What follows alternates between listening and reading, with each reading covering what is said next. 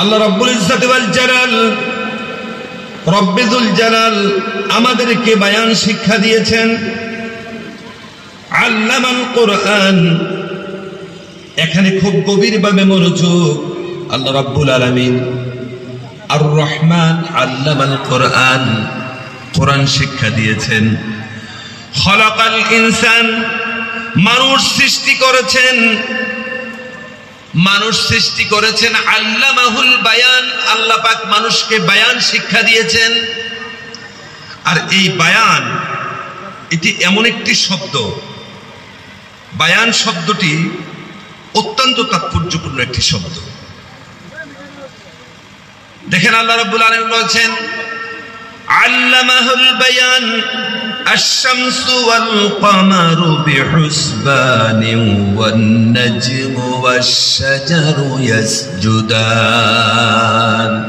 জোরে বলি আল্লাহু আকবার। খুব বুঝার বিষয়। যদি অ্যাটেনশন যদি না থাকেন, মনোযোগী না থাকেন, কথা হারিয়ে যাবে। আমি তো আপনাদের সামনে কিসসা বলবো না, আমি প্রথমে যে আয়াত পড়েছি এই আয়াতের তাফসীর করব আর বাকি আয়াতগুলির তরজমা করব, যার ফলে এই আয়াতটার দিকে আমি আপনাদেরকে নিয়ে যাচ্ছি।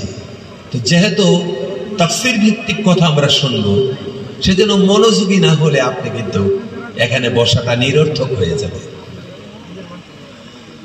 সম্মানিত হাজিরিন, আল্লামাল কোরআন, কোরআন শিক্ষা দিয়েছেন। খলাকাল ইনসান, মানুষ সৃষ্টি করেছেন। আল্লামাহুল বায়ান, বায়ান আল্লাহ পাক দান করেছেন। কি ধরনের বায়ান? এরপরে সঙ্গে সঙ্গে আল্লাহ পাক বলেছেন আশ-শামসু ওয়াল কামারু বিহুসবানিন ওয়ান নাজমু ওয়াশ-শাজারু ইয়াসজুদান। জোরে বলি আল্লাহু আকবার। এখন বলেছেন আল্লামাহুল বায়ান। পৃথিবীর সমস্ত মুফাসসিররা একমত একটা জায়গাতে, আল্লামাহুল বায়ান বলতে এই বায়ানের একটা অর্থ হচ্ছে কোরআন শরীফ। এই বায়ানের অর্থ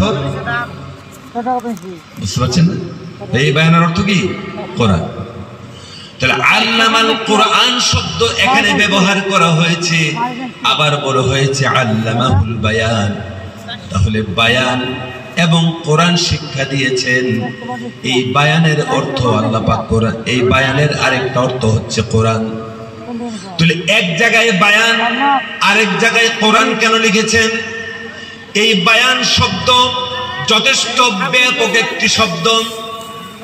এই বায়ানের একটি অর্থ হচ্ছে প্রজ্ঞা শক্তি, বায়ানের বড় অর্থ হচ্ছে আল কোরআন, আর বায়ানের আরেকটি অর্থ হচ্ছে আল্লাহ রাব্বুল আলামিন পৃথিবীর সমস্ত মানুষকে তার নিজস্বতা দিয়েছেন, নিজস্ব বিবেক বুদ্ধির উপরে